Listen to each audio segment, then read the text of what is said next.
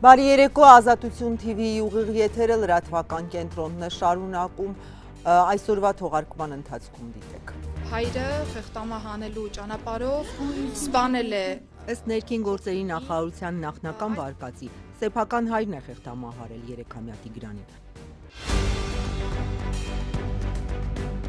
Ալիևը կրկին Հայաստան ադրբեջանցիների վերադարձից է խոսել, Երևանում նրա հայտարարություններում վտանգներ չեն տեսնում։ Ընդհակառակը ես այնտեղ տեսնում եմ, որ ասում եմ մենք պատերազմով չի այդ հարցը լուծվելու։ Արցախի ռազմաքաղաքական ղեկավարության մեղքը Բաքուն ապացուցված համարեց։ Պաշտպան մարդիկ են այնտեղ, չուսումատ են մավարեն։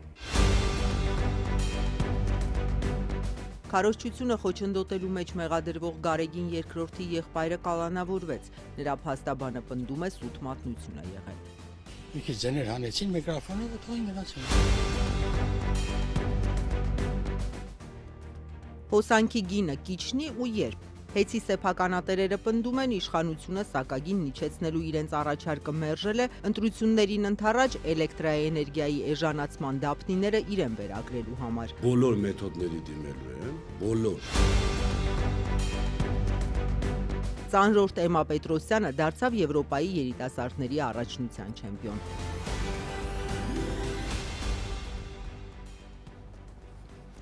Իրավապահները ծափաթաղում անհետացած Տիգրանի մահվան նախնական վարկածն են նշել, 3-ամյա փոքրիկին սպանել է հայրը։ Մի շաբաթ գյուղում և հարակից տարածքներում հարյուրավոր մարդիկ փնտրում էին երեխային, երբ դեռ որոնումներ էին, մարդիկ պատմել են, որ հայրը ևս մանկահասակ տղային փնտրողների շարքում է եղել։ Ու չնայած ներքին գործերի նախարարը այսօր հայտարարել է, որ հորը առաջին իսկ օրվանից են կասկածել, բայց նույն պաշտոնյայի խոսքով էլ նա ցուցմունք է տվել ու պատմել, որ հաջողությամբ կարողացել է երեխայի անշունչ մարմինը տեղից տեղ տեղափոխել։ Սեփական հայրն է խեղտամահարել 3-ամյա Տիգրանին, ներքին գործերի նախարար Արփինե Սարգսյանն է այսօր ներկայացրել նախնական վարկածը։ Ծափաթաղցի փոքրիկին փրկարարները որոնում էին 7 օր ու գիշեր, մարմինը գտել էին 3 գյուղին հարակից Դաշտամիջյան հատվածում։ Շատ նախնական տվյալներով երկու եղբայրները դուրս են եկել տանից, հետո հորն են հանդիպել եւ հայրը խեղդելու ճանապարհով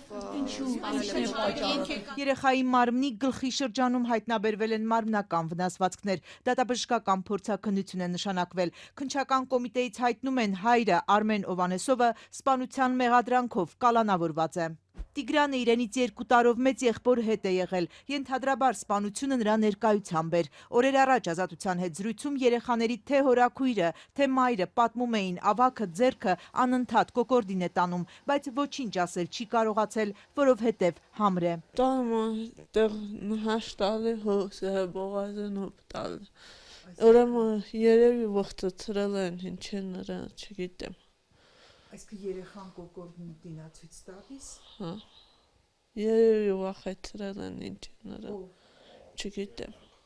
Դե ձերքը վզի վրա է տանում, բայց չգիտեմ ինչ է նշանակում իրան համար, ինչ է անում, ես չգիտեմ։ Հաշմանդամությամբ հնգամյա տղան հորաքրոջ պնդմամբ փոքրիկի անհետանալուց հետո անհանգիստ է եղել, փոխված։ Եղբայրը, որ նաև ուներ որոշակի առողջական խնդիրներ, պարբերաբար ռեակցիաներ էր տալիս, ներգրավել էինք նաև համապատասխան մասնագետ, որպեսզի հոգեկան առողջական վիճակի վրա լրացուցիչ ծանրաբեռնվածություն որպես այդպեսին չառաջանա եւ մենք կարողանանք պատշաճ կերպով ստանալ տեղեկատվություն փոքրիկից, եթե նրան որևէ բան հայտնի է։ Շուրջ 1 շաբաթ երեխային որոնում էին հարյուրավոր փրկարարներ, ոստիկաններ, կամավորներ, տեղում շտաբ էր ձևավորվել 7 տեղամասերի բաժանած հազարավոր հեկտարներ էին անցնում, մոտոներով, շներով, դրոններով, արդեն Սևանա լճի ջրերում էին փնտրում երեխային ու պարզվում է այս ընթացքում հայրը տեղից տեղ էր տանում փոքրիկի մարմինը։ Իրականացվել է տարածքի ճակերտավոր ասած սանրում եւ յուրաքանչյուր հաջորդ տարածքի անցնելու պայմաններում ըստ նախնական ցուցմունքի երեխայի հոր նա երեխայի մարմնի տեղափոխություն է իրականացրել տարածքների։ Ներքին գործերի նախարարը վստահեցնում է ի սկզբանե բոլոր այդ թվում հանցավորության վարկածը դիտարկվել է։ Այս վարկածը ի թիվս այլնի առաջին իսկ օրվանից եղել է մեր ուսումնասիրության շրջանակներում։ Հասկանալի չէ թե ինչպես է այդ ընթացքում հայրը հաջողացրել տեղափոխել մարմինը, փոխանակ իրավապահների դիտարկման տակ լիներ։ Ну, я вижу, как 5-е сутки. Огромное количество людей со всей Армении ищут этого мальчика. Փոքրիկի որոնողական աշխատանքներին միացած Սվետլանա Լևոչկինան սոցցանցի իր էջում գրառում է արել այն մասին, որ հատվածը, որտեղ գտնվել է մարմինը, բազմից են զննել եւ այնտեղ ոչ մի հետք չի եղել։ Չգիտեմ ինչ ասեմ, փոքրիկին գտել են, այն վայրում, որ բոլորը շատ անգամ նայել են, ես էլ նրանց թվում, ոչ մի հետք այնտեղ չկար, պարզվում է այդ գազանները այն գաղտնի բերել դրել են, չմարդիկ։ Ինչու է հայրը խեղտամահ արել փոքրիկին, ներքին գործերի նախարարը փորձում է ինչ-որ բան հասկացնել առանց շատ փակագծեր բացելու։ Երեխայի հայրը նշել է, որ ներընտանեկան որոշակի հարցադրման շրջանակներում է վրա հասել դեպքը։ Ես խնդրում եմ, որ մենք պատշաճ կերպով գնահատենք իրավիճակը, այս պայծրությամբ ես այլ տվյալ հանրայնացնել չեմ կարող։ Գյուղում շշուկներ կային, որ հայրության վերաբերյալ կասկածներ է ունեցել ենթադրյալ մանկասպանը։ Իսկ արդյոք նա առողջ է, ընտանիքում մտավոր ու հոգեկան խնդիրներով մարդիկ կան։ Եվ արդեն իսկ նշանակվել են որոշ փորձաքննություններ, այդ թվում նաև առողջական վիճակի մասով մնացյալ հարցադրումները պարզելու տեսանկյունից։ Ովանեսովները ծափաթաղի այս տանն ապրում են 14 հոգով։ Տիգրանենց բազմանդամ ընտանիքը ու հորաքրոջ նույնպես բազմանդամ ընտանիքը 9 երեխաներ են։ Սոցիալական ծանր պայմաններում են, մեծերը առանց մշտական աշխատանքի նպաստի հույսին։ Միավորվել են, որ տաքանալու համար շատ փող չծախսեն։ Արդյոք այս ողբերգությունը չի զարգացել համայնքապետարանի, մարզպետարանի, սոցիալական ծառայությունների, այն մարմինների աչքի առջև, որոնց գործը դժվարին վիճակում հայտնված խոցելի ընտանիքներին պաշտպանելն է։ Գեղարքունիքի մարզպետի խոսքով ինչ պիտի անեին, արել են։ Այս պահին մեր ունեցած այն միջոցները, որը նմանատիպ ընտանիքներին տրվում է, ամբողջությամբ իրացվել է։ Եթե ընտանիքը նպաստ է ստանում, ուրեմն նրանց վիճակը գնահատվել է, այսպիսին էր սոցապ նախարարի պատասխանը դեպքից օրեր անց։ Բայց մենք այդ ընտանիքի կամ որևէ ընտանիքի մաս չենք կարող կազմել, որ իրենց ամենօրյա հոգսերով ընդհանրապես որևէ ընտանիքի։ Նախարարությունից այսօր տեղեկացրին սոցաշխատողները նախկինում էլ հիմա էլ այցելել են ընտանիքին, արձանագրել խնդիրները։ Առաջիկայում կարվի կարիքների համապարփակ գնահատում, որի արդյունքում ընտանիքին կտրվի անհրաժեշտ աջակցություն։ Վաղը Գեղարքունիքի մարզպետարանի խնամակալության ու հոգաբարձության հանձնաժողովում քննարկելու են Ովանեսովների երեխաների հարցը։ Պետք է նայել, որքանով է վտանգավոր այդ երեխաների համար շարունակել մնալը այն դեպքում, երբ որ արդեն բռնարարը հեռացված է ընտանիքից։ Շատ անհատական պետք է նայել դեպքերը։ Երեխայի իրավունքի փորձագետ Միրա Անտոնյանի խոսքով, երեխայի պաշտպանության համակարգերը երկրում թերի են, եթե փոքրիկը մեծահասակների չլուծված հարցերի զոհն է դարձել, խնդիրն ուրեմն նյութական չէ, այլ է, բայց դա էլ կարելի էր մեղմել։ Մեղմացնել այդ ռիսկերը անշուշտ հնարավոր է։ Ինչ է պետք դրա համար։ Դրա համար պետք է, որ մեր սոցիալական աշխատողների թիվը համեմատելի լինի բժիշկների թվի հետ, ուսուցիչների թվի հետ, համեմատելի լինի բարեկային ոստիկանների հետ։ Մյուս կողմից, եթե սոցաշխատողն արձանագրի, որ երեխաները վատ ու անառողջ պայմաններում են ապրում, ուր տանի նրանց, ռեսուրսներ չկան, պնդում է մասնագետը։ Հոկտեմբերի 27-ին տնից նապաստակներով հողաթափերով խաղալու դուրս եկած փոքրիկի հուղարկավորությունը տանն էլ չգիտեն, թե երբ է։ Ադրբեջանցիների Հայաստան վերադարձի թեման Բաքվի օրակարգից դուրս չի գալիս։ Մինչ Հայաստանի իշխանությունը միջազգային պաշտպանության ներքո Լեռնային Ղարաբաղի հայերի վերադարձի պահանջ չի դնում, Ալիևը այսօր ադրբեջանցիների վերադարձի անհրաժեշտությունից է խոսել, մեջբերեմ ոչ թե տանկերով, այլ մեքենաներով, հավելելով նաև պետական մարմինները պետք է աշխատեն դրան հասնելու համար։ Մինչև վերջերս Երևանը տարածքային պահանջ էր տեսնում ադրբեջանցիների արևմտյան Ադրբեջան վերադարձի հայտարարություններում, այսօր Ալիևը ուղղակի վերադարձից է խոսել։ Հայաստանի իշխանությունն անհանգստացած չէ։ Նախագահ Իլհամ Ալիևն այսօր կրկին հայտարարել է ադրբեջանցիները պետք է վերադառնան Հայաստան, ընդգծելով դա չպետք է վախեցնի հայ ժողովրդին եւ պետությանը։ Ելույթ ունենալով Ադրբեջանի գիտությունների ազգային ակադեմիայի հիմնադրման 80-ամյակին նվիրված միջոցառմանը Ադրբեջանի առաջնորդը պնդել է՝ իր ժողովուրդը որոշների նման անջատողականության հակված չէ եւ ծաղկեցնում է այն հողը, ուր բնակվում է։ Մեր ժողովուրդը ներդրում է ունեցել այն երկրների պետականության մեջ, որտեղ ապրում է, եւ այսօր էլ ոչ մի երկրում ադրբեջանցիները խնդիրներ չեն ստեղծում։ ստեղծում եւ չեն ստեղծի որևէ պետության կամ որևէ այլ ժողովրդի համար։ Հետևաբար ադրբեջանցիների վերադարձը ժամանակակից Հայաստան չպետք է վախեցնի հայ ժողովրդին եւ պետությանը։ Խոսելով վերադարձի մասին, Ալիևը կրկնել է նախկինում հնչեցրած իր միտքը, թե ադրբեջանցիները Հայաստան պետք է վերադառնան ոչ թե տանկերով, այլ մեքենաներով։ Միայն թե այս անգամ Ալիևը հատուկ հանրարարական է տվել ադրբեջանցի գիտնականներին եւ պետական կառույցներին աշխատել դրան հասնելու համար։ Ցավոք տարիներ շարունակ հայկական կողմը եւ Սփյուռքը խեղաթյուրել են մեր պատմությունը եւ այս քարոզչությունը շարունակվում է։ Մենք պետք է դրանց հակադրենք մեր գիտական ճշմարտություններով։ 20-րդ դարի սկզբին հին ռուսական կայսերական քարտեզները հստակ ցույց են տալիս, որ տարածքում գրեթե բոլոր տեղանունները այսօրվա Հայաստանի բոլոր շրջանները ադրբեջանական ծագում ունեն։ Սևանալիս չկա, կա Գյոյչա։ That is so great and we'll hold up. How about holding up that document? Չնայած խաղաղության մասին հայտարարություններին եւ Վաշինգտոնում անցած օգոստոսին ստորագրված փաստաթղթերին, Ադրբեջանի նախագահը այսօր կրկին մեղադրանքները հնչեցրել հայերի հասցեին ու պնդել, թե Ադրբեջանը 44-օրյա պատերազմում տարել է աննախադեպ, փայլուն, ամբողջական եւ բացարձակ հաղթանակ։ Մեր գիտնականները պետք է աշխատեն պատմական ճշմարտությունները տարածելու ուղղությամբ, հայտարարել է Ալիևը, որի խոսքով Ադրբեջանը դարերի պատմություն ունի, իսկ հայերը Իրանից են բերվել, ռուսների ձեռքով։ Մենք չենք ստեղծել այս քարտեզները, դրանք կազմել է ցարական Ռուսաստանը, որը հայերին Իրանից եւ Արևելյան Անատոլիայից բերել վերաբնակեցրել է Ղարաբաղում, էթնիկ կազմը փոխելու համար։ Այս քարտեզներն արտացոլում են պատմական ճշմարտությունը։ Մենք պետք է ուսումնասիրենք եւ տարածենք դրանք։ Հայաստանի ազգային ժողովի նախագահը, որ ավելի վաղ կարծիք էր հայտնել, թե Բաքուն արևմտյան Ադրբեջանի մասին խոսում է զուտ Ղարաբաղ հայերի վերադարձի պահանջներին ի պատասխան, այսօր էլ պնդել է։ Իլհամ Ալիևը շարունակում է այդ հայտարարությունները ներքին լսարանի համար։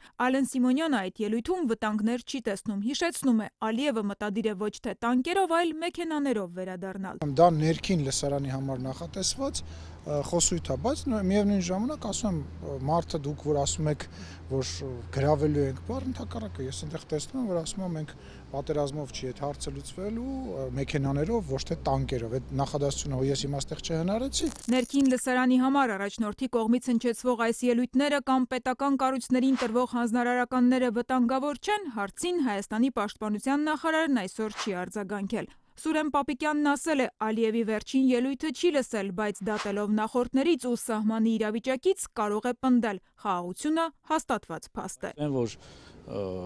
Ադրբեջանի հռետորաբանությունը կտրուկ օգոստոսի 8-ից հետո իջել է, փոխվել է եւ դա տեսանելի է նաեւ սահմանում, ինչը ես կարող եմ ասել որպես պաշտպանության նախարար, դա փաստ է։ Եվ երբ մենք խոսում ենք փաստացի խաղաղության մասին, դա ամենևին հորինված չէ, դա իրականություն։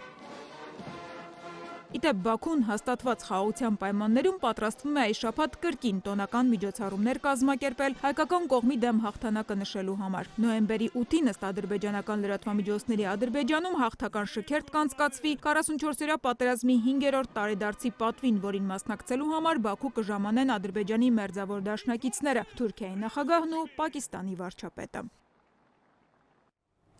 Այս ընթացքում Հայաստանի անվտանգության խորհրդի քարտուղար Արմեն Գրիգորյանը Եվրոպական հանձնաժողովի նախագահ Ուրսուլա ֆոն դեր Լայենի դիվանագիտական խորհրդականին է ներկայացրել խաղաղությունը ինստիտուցիոնալ հիմքերի վրա դնելու Հայաստանի տեսլականը։ Հանդիպմանը անդրադարձ է եղել նաև Սյունիքով Ադրբեջանը Նախիջևանին կապող Թրամփի ուղուն։ Բրյուսելում Ռասմուսեն գլոբալ կազմակերպության նախաձեռնած խաղաղության խաչմերուկ կոնֆերանսի ժամանակ էլ հայտարարել է, թե մոտ ժամանակներում սպասվում է, որ Հայաստանի քաղաքացիական հասարակության ներկայացուցիչները ևս փոխադարձ այց կկատարեն Ադրբեջան։ Թե երբ է նախատեսված այցը, ովքեր են մեկնելու, չի հստակեցրել Գրիգորյանը։ Ադրբեջանցիների Երևան այցելությունը սկանդալով ուղեկցվեց, երբ պարզ դարձավ, որ որպես ադրբեջանական հասարակության ներկայացուցիչ Երևան է այցելել նաև Լաչինի միջանցքը փակած կինը։ Իսկ Բաքվի ռազմական դատարանում հնչել է մեղադրողի ճառը, 15 հայերի, նրանց թվում Արցախի ռազմաքաղաքական ղեկավարության մեղքը դատախազը ապացուցված է համարել։ Ադրբեջանը հայ գերիներին մեղադրում է պատերազմ սկսելու, իրականացնելու ցեղասպանության, ահաբեկչության, իշխանության բռնի զավթման եւ ծանր այլ հանցագործությունների մեջ։ Դատավարությունը, որ անցնում է առանց միջազգային անկախ դիտորդների եւ կառույցների, մոտենում է ավարտին, այն լուսաբանող միակ լրատվամիջոցը պետական Ազերթայջը առայժմ չի հաղորդել, թե որքան պատժաչափ են պահանջել ադրբեջանցի մեղադրողները հայերի համար։ Ազատությունը զրուցել է դատարանի առաջ կանգնած գերիներից մեկի հարազատի հետ։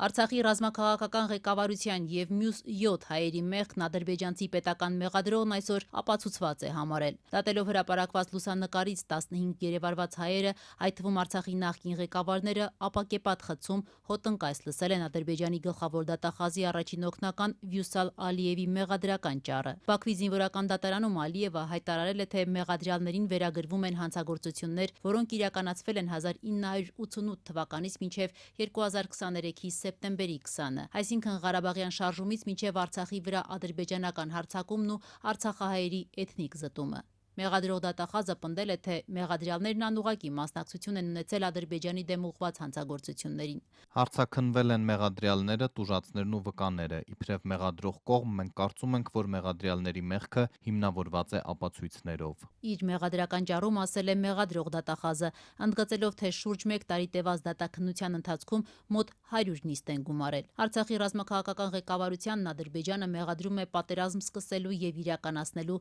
ցեղասպանության, ահաբեկչության, իշխանության բռնի զավթման եւ այլ ծանր հանցագործությունների մեջ, включая подготовку и ведение агрессивной войны, геноцид, также в терроризме, финансировании терроризма, насильственном захвате власти. Մեղադրող դատախազը նաեւ պնդել է, թե դատարանի առջեւ այսօր կանգնած են բազմաթիվ հանցագործություններ իրականացրած անձանց ընդամենը մի մասը, ակնարկելով նաեւ այլ մեղավորների արկայության մասին։ Ռոբերտ Քյոչարյան, Սերժ Սարգսյան, Վազգեն Մանուկյան, Վազգեն Սարգսյան, Սամվել Բաբայան, Վիտալի Բալասանյան։ Բաքուն այս գործի շրջանակներում դատելով 15 հայերին պարբերաբար շեշտում է, թե Ադրբեջանի դեմ պատերազմի ընթացքում կատարված բազմաթիվ հանցագործությունները իրականացրել է Հայաստանի Հանրապետությունը մի քանի տասնյակ անձանց ղեկավարությամբ եւ անուղղակի մասնակցությամբ։ Ադրբեջանական ցանկում են Հայաստանի երկրորդ եւ երրորդ նախագահներ Ռոբերտ Քոչարյանն ու Սերժ Սարգսյանը, Պաշտպանության նախկին նախարարներ Վազգեն Մանուկյանը, Վազգեն Սարգսյանը, Սեյրան Օհանյանը, Արցախի պաշտպանության բանակի նախկին հրամանատար Սամվել Բաբայանը, Անվտանգության խորհրդի նախկին քարտուղար Վիտալի Բալասանյանը, Հայաստանի եւ Արցախի ազգային հերոս Արցախյան ազատամարտի հրամանատարներից Մոնթե Մելքոնյանը եւ այլ անձինք։ Ադրբեջանը երբ ուզի որ հայը լավ լինի։ Դատավարությանը սրտի դողով հետևող գերիներից մեկի հարազատը հարց է տալիս, ինչպես է Ադրբեջանը ապացուցված համարում ներկայացված մեղադրանքները ներառյալ ցեղասպանության եւ ահաբեկչության մասով, ապա ինքն էլ տալիս է հարցի պատասխանը, անպաշտպան հայերին Ադրբեջանը ցանկացած մեղադրանք կարող է ներկայացնել։ Այդ մարդկանց կյանքը ներկապային իրանց ձեռին է։ Ուզի կդնի մարդասպան, ուզի կդնի եսին ինչ ամեն ինչ։ Որովհետև իրանց ձեռքին է իրանց կյանքը այդ 23 հոգուն այդ պահին։ Դրա էլ մեղադրում ամեն ինչի։ Քանի որ անպաշտպան անտեր մարդիկ են այնտեղ։ Չնայած Բաքվի զինվորական դատարանի առջև կանգնած 15 հայերը մեղադրվում են տասնյակ ծանր հանցագործությունների մեջ, սակայն նրանք հույսը չեն կորցնում, որ ի վերջո կկարողանան հայրենիք վերադառնալ։ Համենայն դեպս Ադրբեջանի իշխանությունների միջնորդությամբ եւ վերահսկողությամբ հարազատների հետ կազմակերպվող հեռախոսազրույցների ընթացքում նրանք հույս են հայտնում, որ գուցե նոր տարին ոչ թե Բաքվի բանտերում, այլ տանը հարազատների հետ անցկացնեն։ Հույս ունեն, որ շուտով կգան, մինչև նոր տարին։ Այդպես իրանք հույսով են, որ մինչև նոր տարի իրանք կգան։ Ինչի հիմա վրա է, սա չեմ կարող հասկանալ։ Ուրախ եմ, որ այդ հույսին են, դա աստված իրանք այդ մտքերում ինչ կա իրականանա, բայց իրանք ձեռնանորից եմ ասում։ Ուզեն բաց կչոնեն, ուզեն սրոք կտան ասեն գնացեք, նստեք։ 2023-ին Արցախի վրա ադրբեջանական հարձակումից ու Արցախի ժողովրդի էթնիկ զտումից հետո Ադրբեջանը գերեվարեց 16 հայերի, 8-ը ռազմաքաղաքական ղեկավարներն են։ Նրանց թվում է նաև նախկին պետնախարար Ռուբեն Վարդանյանը, որի դատավարությունը առանձին է ընթանում։ Մյուս 8-ը ռազմական գործողությունների հետևանքով գերեվարվածներն են։ 2020-ի 44-օրյա պատերազմի ու Արցախի շրջափակման ժամանակ գերեվարված ու արդեն տարբեր պատժաչափերով դատապարտված հայերի թիվը 7-ն է։ Ընդհանուր առմամբ Ադրբեջանում հաստատված 23 հայ գերիներ են պահվում։ Բաքվում Կարմիր խաչի գրասենյակի փակումից հետո հայ գերիները հայտնվել են կատարյալ մեկուսացման մեջ։ Նրանց պահման պայմանների եւ առողջական վիճակի մասին որևէ անաչառ տեղեկություն հարազատներին ստանալ չի հաջողվում։ Եթերում Ազատության լրատվական կենտրոնն է, մեր լուրերին կարող եք հետևել նաև Ազատության տելեգրամյան ալիքում, իսկ այս ծրագրի երկրորդ մասում առաջարկում եմ դիտել։ Քարոզչությունը խոչընդոտելու մեջ մեղադրվող Գարեգին երկրորդի եղբայրը կալանավորվեց, նրա փաստաբանը պնդում է սուտ մատնություն է եղել։ Մի քիչ ձեներ հանեցին միկրոֆոնը, թողին գնացին։ Հոսանքի գինը կիչնի ու երբ։ Հեծի սեփականատերերը պնդում են իշխանությունը սակագին միջեցնելու իրենց առաջարկը մերժել է, ընտրություններին ընդառաջ էլեկտրաէներգիայի էժանացման դափնիները իրեն վերագրելու համար։ Բոլոր մեթոդների դիմելու են, բոլոր։ Ծանրորդ Էմա Պետրոսյանը դարձավ Եվրոպայի երիտասարդների առաջնության չեմպիոն։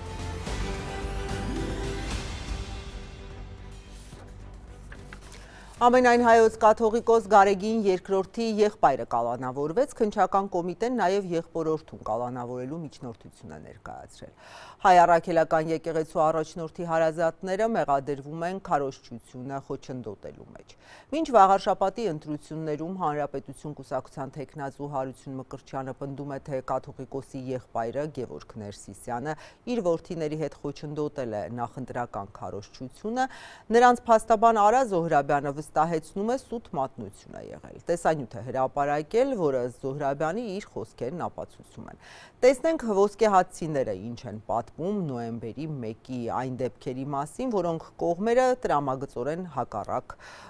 ձևով են պատմում։ Ամենայն հայոց կաթողիկոսի եղբայրը մեկ ամիս կանցկացնի ճաղերից այն կողմ։ 3 ձերբակալված Գևորգ Ներսիսյանը մեղադրվում է վաղարշաբաթի ավագանու ընտրությունների Հանրապետություն կուսակցության քաղաքապետի թեկնածու Հարություն Մկրտչյանի քարոզչությանը խոչընդոտելու համար։ Նրա հետ մեղադրյալի աթոռին է նաև որդին Համազասպը, նրա կալանքի հարցը դեռ քննվում է։ Հա, մենք արդեն քաղում։ Ես, Գևորգ Ներսիսյանը ու մեր մյուսները։ Գևորգ Ներսիսյանն էլ է ձեզ հետ կապ։ Իհարկե։ Ներսիսյաններն Ազատության հետ զրուցել այսօր չցանկացան, ամուր փակեցին դուռը։ Նրանց փոխարեն խոսեցին ոսկեհատի գյուղամիջում հավաքվածները։ Սարգիս Հակոբյանը պատմեց, որ Գևորգ Ներսիսյանն այդ օրը գյուղամիջում իրենց հետ է եղել, երբ Մկրտչյանի թիմը եկել է քարոզ արելու գնացել։ Նրանք եկան, իրանց վար կանգնան, մենք չենք խառնվել, մենք արդեն քաղում։ Կանգնան, թողին գնացին գյուղի շման են գալիս իրենք, ուրիշ ոչի բան։ Այդքան բան եմ տեսել։ Մեկել եմ տեսել, որ միկրոֆոնը զեներ էին հանում, չգիտեմ ինչին անում էդ։ Ոչ մեկը չի մոտեցել իրանց։ Ոչ Գևորգ Ներսիսյանը, ոչ մենք, ոչ մեկ։ Հարություն Մկրտչյան, ո՞նց արինելու։ Կարանելու։ Ո՞նց արինելու։ Կարանելու։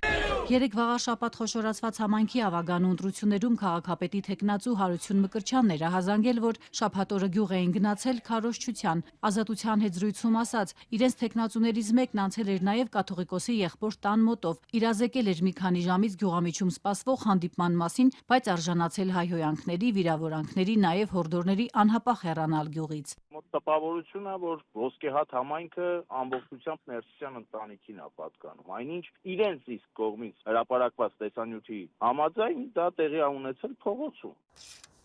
Ոսկեհատում, սակայն, Ազատության զրուցակիցները կարծիք էին հայտնում, որ այս ամենը տեղի է ունենում վարչապետ կաթողիկոս դիմակայության շրջանակներում։ Եմի երևի, չգիտեմ, մնգած են հետևներից, թե ինչ մոմենտ է, ես չեմ հասկանում։ Էդ է պատճառը երևի հենց, որովհետև իրանց ինչ պետք է անում են, ոնց ուզում են, այդպես են անում։ Ասենք չի երևում, իմիգվա այս իրավիճակից ելնելով։ Սաղ էլ եկել են շատ շնորհքով, շատ հավեսով գնացել են, ով էլ եկել է, ըստ իրանց ոչ մեկն էլ չի խանգարել։ Ինչի համար խանգարեն, ով ուզում է թող գայել, գնայել։ Սուտ է 100% անոց դաժե, ոչ թե 99-ը։ Ներսիսյանների փաստաբանն է հրապարակել տան տեսախցիկի կադրերը։ Արա Զոհրաբյանը Facebook-յան գրառման պնդում է, որ այս կադրերով ընդհանրապես հաստատվում է ակնհայտ սուտ մատնությունը, որ կաթողիկոսի եղբորորդին նրան մոտ կանգնած է եղել, երբ նրան է մոտեցել մի տղամարդ, առաջարկել է մասնակցել ժամը 4-ի հանդիպմանը։ Համբարձումը հրաժարվել է, այդ մարդը փորձել է համոզել, խոսել են, այնուհետև մոտեցել է համբարձումի հայրը։ Գևորգ Ներսիսյանը երեքով խոսել են եւ խաղաղ բաժանվել։ Ում ինչ փաստաբանը սա է պնդում, Հարություն Մկրտչյանը հարց է տալիս, ինչու կադրերը ձայն չունեն։ Որևէ մեկը նաև հաղորդագրության մեջ չի նշել, որ ծեծի են ենթարկվել, ֆիզիկական բռնության են ենթարկվել։ Ոչ, սեռական բնույթի հայհոյանքներ, սպառնալիքներ, որտեղ է ձայնը հրապարակված տեսանյութի։ Սա շատ կարևոր է։ Հանրապետություն կուսակցության թեկնածուն պնդում է նույն կերպ վարվել են ժամեր հետո սկսվող հավաքի դեպքում, այնպես են արել, որ մարդիկ չհավաքվեն գյուղամիջում։ Միտում են ունեցել բախումներ հրահրել, հայհոյել են իրեն ու իր թիմի ավակ անդամին։ Ոչ մի բնակավայրում այսպիսի խնդրի առաջ մենք չենք կանգնել։ Գյուղապետարանի դիմաց հավաքված բնակիչներին մեղմ ասած հորդորել են, իսկ իրականում սպառնալիքներ տեղալով ցրել են, որից անմիջապես հետո քաղաքացիները ցրվել են, գնացել են տներով, իսկ իրենք ցել են սեփական, այսպես ասած, շակերտավոր լեգիոնները հավաքագրել եւ մեքենաների մեջ, անկյուններում կուտակված, ակնհայտ ինչ որ լարվածության օջախ էին փորձում ստեղծել։ Հարություն Մկրտչյանն ասում է, իրենք եւս կադրեր կունենան, որոնք կտրամադրեն իրավապահներին, ինչու են ոսկեհատցիները իր կարծիքով հենց իրեն վատ ընդունել։ Քաղաքապետի թեկնածուն չի բացառում, որ պատճառը իր վերաբերմունքն է Գարեգին II-ի նկատմամբ։ Մկրտչյանը պաշտպանում է կաթողիկոսին գահանքեցանելու վարչապետի արշավը։ Նրա կուսակցության ղեկավար Արամ Սարգսյանը եւս պարբերաբար քննադատում է եկեղեցու վերնախավին։ Իշխանություն եկեղեցի փոխադարձ մեղադրանքների ֆոնի երկրորդ շաբաթն է Հովանավանքում Կիրակնորյա պատարագը Մայրաթոռի կողմից կարգալույծ արված քահանան է մատուցում։ Վարչապետն էլ մասնակցում է։ Ներքին գործերի նախարարին լրագրողները այսօր հարցրել են, ինչու է նախկին Տեր Արամը ոստիկանական պաշտպանության ներքո այն դեպքում, երբ կա Մայրաթոռի դիմումը, որ խոչընդոտվում է օրինական քահանաների մուտքը եկեղեցապատկան տարածք։ Այս հարցը իրավապահները արդեն օրեր շարունակ անպատասխան են թողնում։ Ինչու է ոստիկանական զորքը հսկում Հովանավանքը, երբ վարչապետ Փաշինյանը մասնակցում է կարգալույծ քահանայի պատարագին, ինչից են վախենում, ինչ են կանխում։ Ես բնականաբար կարծում եմ, որ դուք չեք հավակնում իմանալու օպերատիվ տնտեսությունը ոստիկանության։ Ըստ ներքին գործերի նախարարի մասնակիցների քանակը հաշվի առնելով են որոշում, որ Փաշինյանի այցը մեծ թվով ոստիկաններ հսկեն, փորձեց պարզաբանել Արփինե Սարգսյանը պատարագը համեմատելով սպորտային միջոցառումների հետ։ Ըստ նախարարի առաջնորդվել են զուտ տեխնիկական հաշվարկով, թե ինչ են կանխում ու ինչից են զգուշանում, փակագծեր չբացեց։ Ըստ իրավիճակի ոստիկանությունը գնահատում է առկա իրավիճակը, ընդ որում անձանց թվակազմից կախված է նաև որոշարկվում, թե որքան ոստիկանական ուժեր են անհրաժեշտ տեղում, որպեսզի կարողանա իրավիճակը լինել ոստիկանության տեսադաշտում եւ կառավարության շրջանակներում։ Մենք ունեցել ենք ընդհուպ մարզական միջոցառումներ, սպորտային միջոցառումներ։ Մայրաթոռի դեմ Փաշինյանի արշավին միացած կարգալույծ քահանայի տունն են հսկում ոստիկանները։ Սա ինչով է պայմանավորված։ Արփինե Սարգսյանն ասաց, քննչական մարմնի որոշումն են կատարում։ Երբ հերթը հասնում է իշխանության ներկայացուցիչների անվտանգության ապահովմանը, ակնհայտ է, որ դուք բոլոր միջոցառումները ձեռնարկում եք։ Նույնիսկ կարգալույծ քահանայի դեպքում այս պահին ոստիկանական ուժեր կան, եկեղեցու կողք, որ նրա անվտանգությունն ապահովեն։ Ես հասկանում եմ հասարակական կարգի պաշտպանություն, բայց ուզում եմ հասկանամ, օրինակ Արաբկիրի փոխոստիկանապետ Բաղյանը ինչ էր կորցրել Արագածոտի մարզի Հովանավանքում։ Բաղյանը այստեղ քարորյաներին հերթապահում է, հասկանում եմ Արաբկիրի տարածաշրջանը, Հովանավանքում ինչ էր անում, Ղազարյանը ինչ էր անում, այդ խեղճ տղեն ինչ էր անում, տարե կանգնացրել եք ու հարյուրներով։ Մինչև լրագրողները Արփինե Սարգսյանը պատգամավորների հարցերին էր պատասխանում։ Օհանավանի հասարակական կարգի պահպանման համար ինչու են տարբեր մարզերից ոստիկաններ բերում, ընդդիմադիր պատգամավոր Գեղամ Մանուկյանն էր հարցնում։ Հովանավանքի շրջանակներում ոստիկանությունը շարունակում է եւ շարունակելու է հասարակական կարգ անվտանգություն ապահովել, եթե դրա կարիքը լինի։ Մենք բազմաթիվ կրոնական միջոցառումներ ենք ունենում տարբեր եկեղեցիներում, որտեղ կրկին ոստիկանությունը հասարակական կարգ եւ անվտանգություն է ապահովում։ Նույն օրը Մայրաթոռում ոստիկանությունը կրկին հասարակական կարգ եւ անվտանգություն է ապահովել։ Մենք ունեցել ենք կրոնական տարբեր տոնական միջոցառումներ, որտեղ կրկին ոստիկանությունը հասարակական կարգ եւ անվտանգություն է ապահովել։ Եթե իրավապահները ոչ թե քաղաքական նկատառումներով, այլ օրենքով են առաջնորդվում, ինչու նույնքան աչալուրջ չեն Փաշինյանի թիրախում հայտնված հոգևորականներին Մայրաթոռին առնչվող հարցերում, օրինակ ինչ են արել, որ Հովանավանքից հեռացնեն կարգալույծ քահանային։ Նախարարն այս մասին ոչինչ չասաց։ Մայրաթոռը օրեր առաջ էր դիմել ոստիկանություն, որ կարգալույծ քահանային Տեր Արամին հեռացնեն եկեղեցուց, քանի որ նա ըստ էջմիածնի իրավունք չունի հոգևոր ծառայություն մատուցել ու սրբապղծությամբ է զբաղված։ Ստեփան Ասատրյանը, որ Փաշինյանի հետևորդն է իրեն համարում, դեռ եկեղեցում է ու հեռանալու միտք դիրք չունի ու երկրորդ կիրակին է վարչապետին ու նրա թիմակիցներին է հյուրընկալում։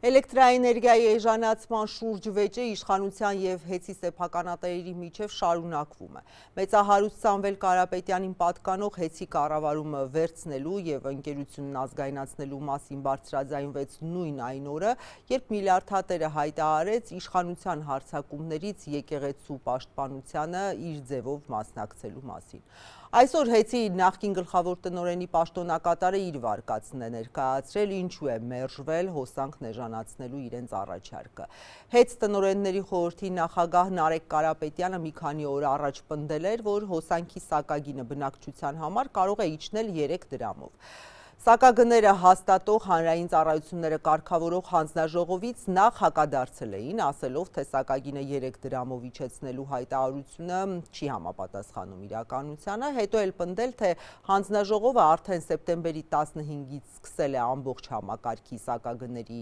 վերանայման գործընթաց, որի արդյունքով տարեվերջին պարզ կլինի սակագնի փոփոխություն կլինի, թե ոչ։ Ես համոզված եմ, որ ընտրություններից առաջ հաշվի առնելով, որ բոլոր մեթոդների դիմելու են, բոլոր, որ իհարկե կարող է կարճաժամկետ լինի իրենց համար։ Դիմելու են, որպեսզի բերեն այդ գազից, տեղից, որտեղից ուզում ա լինի, ինչքան գումար ուզում ավելացած լինի, բերեն սակագինի իջացնեն, ասեն, տեսեք, մեր կառավարիչն եկավ, սակագինի իջավ, ընտրեք մեզ։ Իշխանությունները ընդհանրապես որոշել են տարվա վերջում կամ եկող տարվա սկիզբ այս գործընթացը անեն, շեշտելով որևիցե ձևով Տաշիր կապիտալի կամ Սամվել Կարապետյանի անունը եւ վերագրեին իրենց լավ աշխատանքին, ուղղակի չստացվեց հաշվի առնելով, որ մենք ավելի շուտ եւ ասել էինք եւ հիմա էլ պնդում ենք 3.6 միլիարդը այս պայն 1.6 միլիարդը մոտավորապես բնակչությունը հոկտեմբերի 1-ի դրությամբ, եթե հանում ենք 3 ամիս մոտավորապես 1.2 միլիարդի կարգի է եղել այդ ժամանակ, երբ որ մենք ասել ենք սակագին իջացրեք, այսինքն ավելացված գումարը բաժանել 1.2 միլիարդ ծախսի վրա, անում է 3 դրամ։ Հիմա արդեն հաշվի առնելով, որ 3.6 միլիարդը դարձել է 7.2 միլիարդ, իսկ բնակության ծախսը 1.6 միլիարդ, այդ դեպքում 7.2 միլիարդը պետք է բաժանել 1.6 միլիարդ։ Հեծի լիցենզիայի զրկելու մասով ուր է այդ, որ ասում էին կազմակերպված, այս վերջի հայտարարության մեջ էլ նշել են սխեմաներ են գործել, քրեական չգիտեմ ինչ, լավ, ուր է այդ ամեն ինչը, 3 ամիս անցավ։ Հիմա ձեզ մոտ հարց չի առաջանում, ինչի երկարացվեց եւս 1 ամիս։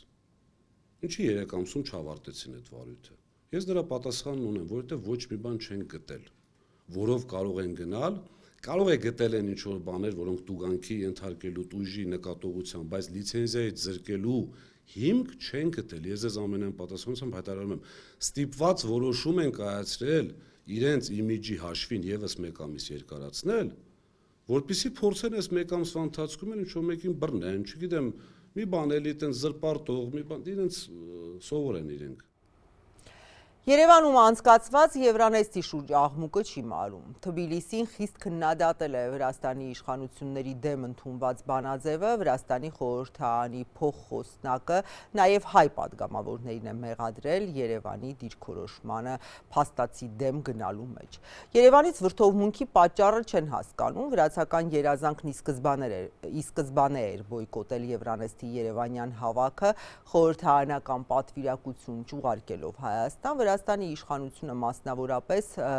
բողոքում է կամ իշխանությանը դուրս չի գալիս Եվրախորհրդարանի պատգամավորների մասնակցությունը ընդդիմության ցույցերին։ Սոմխեթ պրեմիեր-մինիստրի հարաերთხել օֆիցիալურად դա Հայաստանի վարչապետը պաշտոնական այցով Վրաստանում էր եւ տարբեր հանդիպումներ է ունեցել ժողովրդի կողմից ընտրված կառավարության հետ, աջակցելով մի բանաձևի, որը պնդում է, թե Վրաստանի կառավարությունը լեգիտիմ չէ։ Նրանք անվստահություն են հայտնում իրենց իսկ վարչապետին։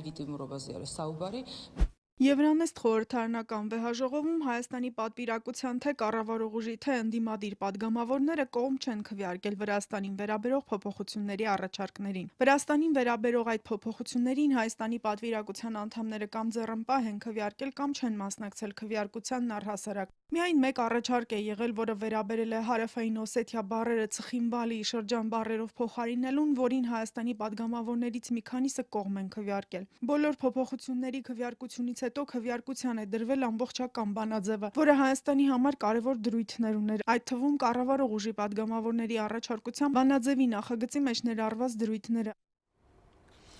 Հիմա Հաղարծինի մոտ տեղի ունեցած երեկվա վթարին անդրադառնենք, ուղևորներից 3-ը դեռ հիվանդանոցում են, մինչ գործ է քննվում, ուղևորափոխադրող ընկերությունն իր վարկածն է պատմում։ 3 ուսանողներ տեղափոխող ավտոբուսը Հաղարծին վանական համալիր տանող ճանապարհին գլորվել ընկել է ձորակը։ Առողջապահության նախարարությունից տեղեկացնում են, հիվանդանոց տեղափոխված 30 տուժածներից միայն 3-ն են այս պահին հիվանդանոցում, մեկն էլ վիրահատվել է։ Բժիշկները նրանց առողջական վիճակը գնահատում են միջին ծանրության, մյուս 27-ն ըստ գերատեսչության արդեն դուրս են գրվել։ Ուղևորափոխադրումներ կազմակերպող ընկերության տնօրենի խորհրդականն Ազատությանն ասաց, վարորդը չի տուժել, իսկ դեպքն ըստ նրա տեղի է ունեցել ճանապարհի փլուզման պատճառով։ Հաղարծինից իջնելու ճանապարհին շատ ա եղել մարդատար կայանված մեքենաներ, ճանապարհն էլ նեղ, հազիվ անցնելուց ա եղել, խթանման պատճառով ավտոբուսը գանդաղ ընթացքի ժամանակ աջ կողմի հողային փլուզում ա եղել, եւ որից հետո ավտոբուսը փողաշրջվել ա ձորակում։ Ճոպանողուց երևի թե մի 500 մետր 600 մետր վերև դեռ այնտեղ կայանելու տեղ կա, մեջտեղն ա եղել։ Պնդեց, ավտոբուսը տեխնիկական խնդիր չի ունեցել։ Ավտոբուսները նախ տարվա մեջ 2 անգամ տեղափոխել են անցնում, տեղզնումը շատ խիստ է։ Բացի այդ էլ ավտոբուսը մեր պարկում ամենառավոտ գործի գնալուց առաջ զնվում է արգելակների հետ կապված, տենց որոշակի բաների հետ կապված, ոչ մի խնդիր չկա։ Այսինքն սա է դեպքը, որ տեղի ունեցել, ավտոբուսի անսարք լինելու պատճառով չի եղել։ Տավուշ հեռուստաընկերությունն է 3 դեպքից հետո եղել հիվանդանոցում առողջապահության նախարարի տեղակալ Արմեն Գասպարյանն է պատմել, թե ինչ վիճակում են տուժածներից մի քանիսը Երևան տեղափոխվել։ Երևան տեղափոխվածների վիճակը տարբեր մարմնական վնասվածքներով, սալջարդներով եւ կոտրվածքներով, ոմանք միջին ծանրության։ Հաղարծին վանական համալիր տանող ճանապարհից ձորակն ընկած ավտոբուսին Բրյուսովի անվան պետական համալսարանի ուսանողներն են եղել։ Բուհի ուսանողական խորհրդի նախագահ Հովհաննես Վարդանյանի խոսքով 5 ավտոբուսով են եղել։ Դիլիջան էին գնացել 250 ուսանողով Վիտաճանաչողականից դեպի Գոշավան Հաղարծին, վերջում էլ ժամանց, բայց այսպես ասած չարիքի առաջ կանգնեցինք ու աստծով հիմա բոլորը լավ են։ Յուրաքանչյուր ավտոբուսում մոտ 50 մարդ է եղել։ Քննչական կոմիտեում հարուցվել է քրեական գործ ճանապարհային անվտանգության կամ տրանսպորտի շահագործման կանոնների խախտման հոդվածով, նշանակվել է դատաբժշկական փորձաքննություններ ձերբակալված չկան։ Գերմանիան Կիևին տրամադրել է նոր Պատրիոտ հոբ համակարգեր։ Մինչդեռ Թրամփը պնդում է, չի քննարկում Ուկրաինա մեծ հեռահարության հրթիռներ մատակարարելու հարցը։ Չնայած ավելի վաղ ամերիկյան լրատվամիջոցներում հրապարակումներ եղան, թե Սպիտակ տան ղեկավարը դրական որոշում է կայացրել։ Թողարկման այս հատվածում ռուս-ուկրաինական խնդրին անդրադառնանք։ Միացյալ Նահանգներն այս պահին չի դիտարկում Ուկրաինային մեծ հեռահարության Թոմահոք հրթիռներ մատակարարելու հարցը, որոնցով ուկրաինական զինուժը կկարողանա հարվածել Ռուսաստանի խորքերին, հայտարարել է Միացյալ Նահանգների նախագահը։ Ոչ, իրականում ոչ, կարող է այնպես ստացվել, որ հետագայում միտքս փոխեմ, սակայն այս պահին ոչ։ Ավելի վաղ CNN-ը իր աղբյուրներին հղումով հայտնել էր, թե Պենտագոնը համաձայնել է նման հրթիռներ տրամադրել Ուկրաինային, սակայն վերջնական որոշումը պետք է կայացնի նախագահը։ Դոնալդ Թրամփը նաև ասել է, որ չի մասնակցում ռուսական սառեցված ակտիվների բռնագրավման մասին քննարկումներին։ Սպիտակ տան ղեկավարը CBS-ին տված հարցազրույցում էլ ասել է, որ արդեն մի քանի հակամարտություն է կարգավորել, դիմելով այդ թվում մաքսատուրքերի օգնությանը, սակայն ուկրաինականի դեպքում մի փոքր այլ է։ ԱՄՆ-ն Ռուսաստանի հետ այլ կերպ է վարվում, քանի որ տնտեսական սերտ հարաբերություններ չունեն այս երկրի հետ, թեև ըստ նրա Պուտինը ցանկանում է ունենալ։ Մինչ Վաշինգտոնը հրաժարվում է Կիևին մեծ հեռահարության այս հրթիռներից տրամադրել, Ուկրաինայի նախագահը հայտնել է, որ Գերմանիան Կիևին տրամադրել է հակաօդային պաշտպանության Պատրիոտ համակարգերի խոստացած հերթական խմբականակը։ Վլադիմիր Զելենսկին շնորհակալություն է հայտնել Գերմանիային, մասնավորապես կանցլեր Ֆրիդրիխ Մերցին, սակայն չի նշել, թե կոնկրետ քանի համակարգ է տրամադրվել։ Նախկինում հաղորդվել էր, որ Գերմանիան Նորվեգիայի հետ համատեղ կֆինանսավորի 2 Պատրիոտ համակարգի, այդ թվում դրանց համար նախատեսված հրթիռների գնումը։ Այսօր արդեն կարող ենք ասել, որ մեր պաշտպանության համար լավ արդյունք կա։ Ուկրաինան այժմ ավելի շատ Փետրիոտ համակարգեր ունի։ Մեր պայմանավորվածությունները կատարվել են։ Домовленості, вони виконані, є ще Петріоти в Україні. Զելենսկին նշել է, որ ավելի շատ է հարկավոր այս համակարգերից, որպեսզի կարողանան պաշտպանել կարևոր ենթակառուցվածքներն ու երկրի ողջ տարածքը։ Ուկրաինայի նախագահը վստահեցրել է, որ պատրիոտներ ձեռք բերելու համար կշարունակեն համագործակցությունը ինչպես կոնկրետ երկրների դրանց առաջնորդների, այնպես էլ հենց արտադրողների հետ։ Reuters-ը հաղորդում է, որ Ռուսաստանի նկատմամբ Միացյալ Նահանգների եւ Եվրոպական միության սահմանած նոր պատժամիջոցներն արդյունք են տալիս։ Դրանց պատճառով թուրքական նավթավերամշակման գործարանները, հետևելով Հնդկաստանի օրինակին, սկսել են ավելի քիչ ռուսական նավթ գնել։ Մասնավորապես ըստ գործակալության խոշորագույն գործարաններից մեկը, որը սեպտեմբեր-հոկտեմբեր ամիսներին գնել է միայն ռուսական նավթ, հիմա արդեն պատվերներ է տվել, որպեսզի նավթ գնի Իրաքից, Ղազախստանից եւ այլ երկրներից։ Մեկ այլ խոշոր ընկերություն համարվող Տուպրասը արդեն բանակցել է Բրազիլիայից եւ Անգոլայից մատակարարումների շուրջ եւ հավանաբար առաջիկայում ամբողջությամբ կդադարեցնի Ռուսաստանից նավթի ներմուծումը։ Bloomberg-ի տվյալներով չինական պետական նավթավերամշակողները, ինչպիսիք են Sinopec-ը եւ Petrochina-ն, եւս սկսել են հրաժարվել ռուսական նավթից եւ արդեն չեղարկել են որոշ պատվերներ։ Նավթավերամշակող փոքր մասնավոր գործարանները նույնպես առայժմ հրաժարվում են ռուսական նավթ գնելուց։ Այս ընթացքում իրադրությունը ռազմաճակատում մնում է լարված, ռուսական զինուժը գիշերն անօդաչուներով հարվածել է Նիկոլաևին։ Դնեպրոպետրովսկում ուկրաինացի զինծառայողներ են զոհվել ռուսական հարվածից։ Սումիում զոհվել է 1, վիրավորվել 7 մարդ, եւս 2 զոհ կա Օդեսայում։ Ուկրաինական զինուժն իր հերթին հարվածել է Տուապսեի նավահանգստի ենթակառուցվածքներին, նավթավերամշակման գործարաններին եւ բեռնման կայաններին, նաեւ Սարատովի նավթավերամշակման գործարանին։ Բելգորոդում անօդաչուի հարվածից մի կին է մահացել։ Հայաստանը 4-րդ ոսկե մեդալն է նվաճել Ալբանիայում ընթացող ծանրամարտի Եվրոպայի երիտասարդների եւ մինչեւ 23 տարեկանների առաջնություններում, հաղորդել է Ծանրամարտի ֆեդերացիան։ Երկամարտի 241 կիլոգրամ արդյունքով Էմմա Պողոսյանը դարձել է Եվրոպայի երիտասարդների առաջնության չեմպիոն։ Այս լավ լուրով էլ ավարտենք այսօրվա թողարկումը, ես ձեզ հրաժեշտ եմ տալիս, ազատություն.am կայքում լրահոսը անընդհատ թարմացվում է, նույնը նաև սոցցանցերի մեր էջերում, մեզ դիտեք նաև YouTube-ով և կաբելային ալիքներով, հաջողություն։